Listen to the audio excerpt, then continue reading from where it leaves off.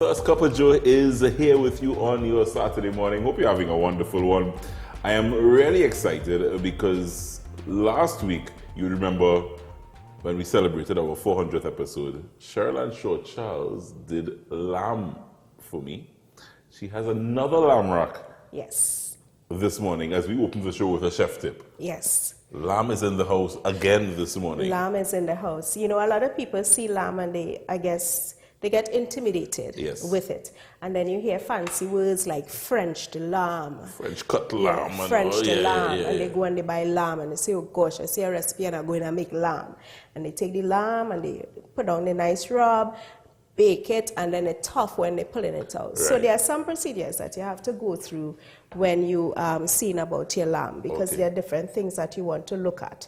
So you have some fat and some tissues here that you want to get rid of, as well as you see this shiny skin here, right? That's called the membrane. So you want to take that out as well because that toughens it. And then there's a piece to the bottom here.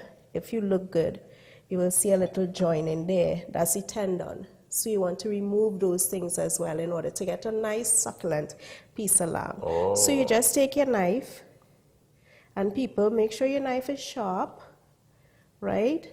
And you cut that tendon out. So before you bake it or cook it, before you do anything with it, you need to trim it, in other words. Otherwise, it can get tough. Yes, it would get tough. It would get tough and chewy and stuff on you. Oh. You know, so you see that? So you want to get rid of all of that there. And that's not like wasting some meat there, Chef? No, it's not, because what you could do, you could always take this and make, something with it. If you want, you can put it in a stew, or something like that. So you're not necessarily wasting it. Okay. Right?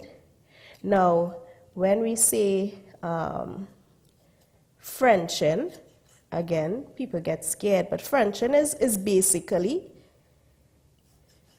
showing the bone. Right. Right? So you could show the bone of anything and you're Frenching it. It could be chicken drumstick. So you see, we remove that. We're going to trim off some of this fat on top here as well.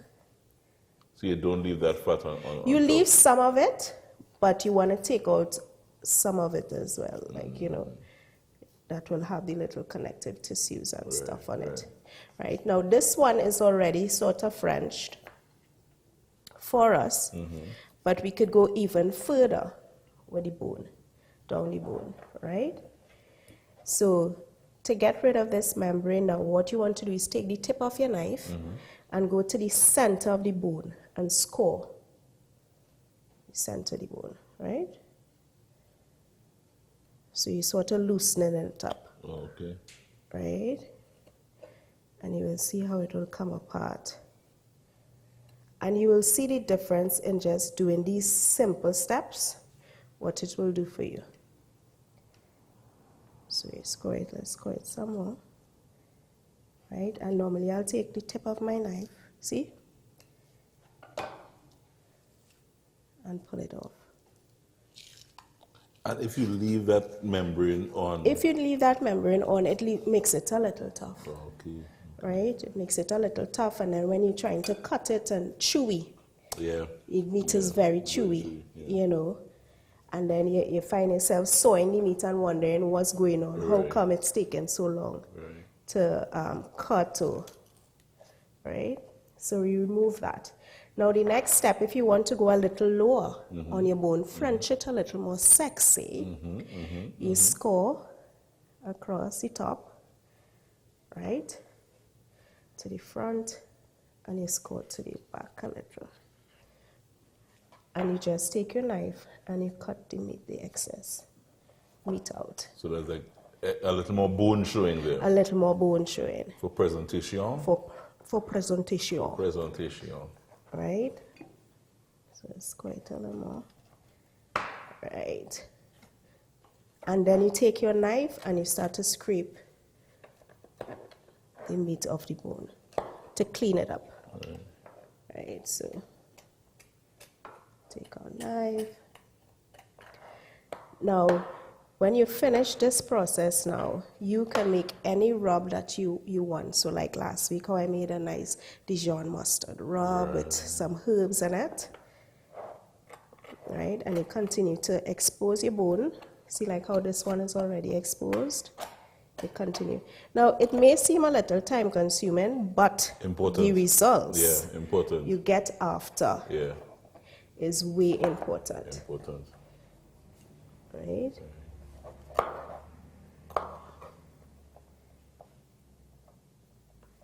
Now, some people, what you can do too is, I didn't have any butcher's twine or any twine at home.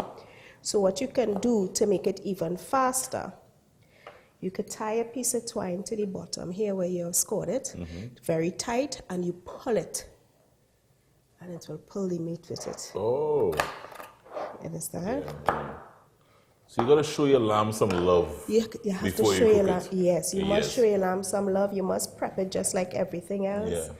You know, because you want to show off now. Yeah, I think, and the same applies, that membrane that's under, the same applies to if you have a rack of ribs as well. Yes, it does. That little membrane. Yes, there's like that connective tissue there. Connective tissue. Yeah. Right, you get rid of that. You have to get rid of that. Because again, you're going to be chewing forever. Right. And you want to know what it is going on. Right. So what are you doing with that lamb? What are we going to do with this lamb? I mean, last week we got. Well, you got spoiled last week with lamb. I don't think you want lamb again today. You want lamb again today? No. I thought you were on a diet. I could have lamb a couple times a week, you know. You're on a meat diet. I see meat and I eat. Eat meat. Well, you never know. We could always whip something up. Let me see if we have some of that same, marinade. Some of the marinade leftover.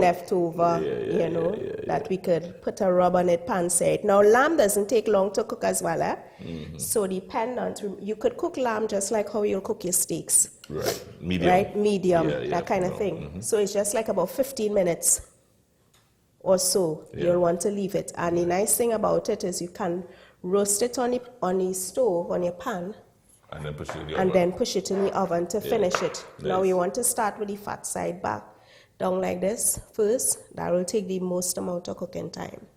Right? And then you turn it over on the bone side. Right. A nice thing too you could do is if you still have some fat on it, you could score it.